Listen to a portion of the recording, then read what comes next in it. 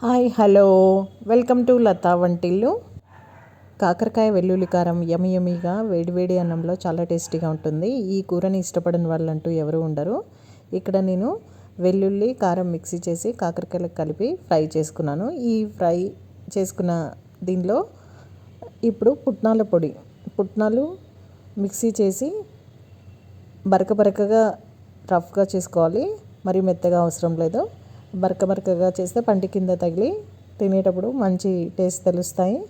ఇలా బరకగా చేసుకున్న పుట్నాల పొడి వేసుకొని కొంచెం ఫ్రై చేయాలి. అందులో ఉన్న కొంచెం పచ్చివాసన పోయి కాకరకాయ ముక్కలకు పొడి అంతా బాగా పట్టుకునేలాగా కొద్దిసేపు తిప్పుతూ ఉండాలి. సిమ్లోనే ఉంచాలి మంట, ఎందుకంటే పుట్నాల పొడి మాడిపోతుంది. నేను కాకరకాయ కారంలో ఆయిల్ పైకి తేలి వేగిపోయిన తర్వాత వెల్లుల్లి కారం వేసుకొని ఈ పొడి వేసుకొని ఉప్పు వేసుకొని ఇంకా బంద్ చేసి దించుకోవడమే. ఈ పొడి వేసాక వెంటనే ఆయిల్ పైకి తేలదు, కానీ కాసేపటి తర్వాత అలా వదిలేసి మూత పెట్టి గుంజుకొనిస్తే మొత్తం దానికి పట్టేస్తుంది. కాసేపు అలాగే వదిలేసి మూత పెట్టుకొని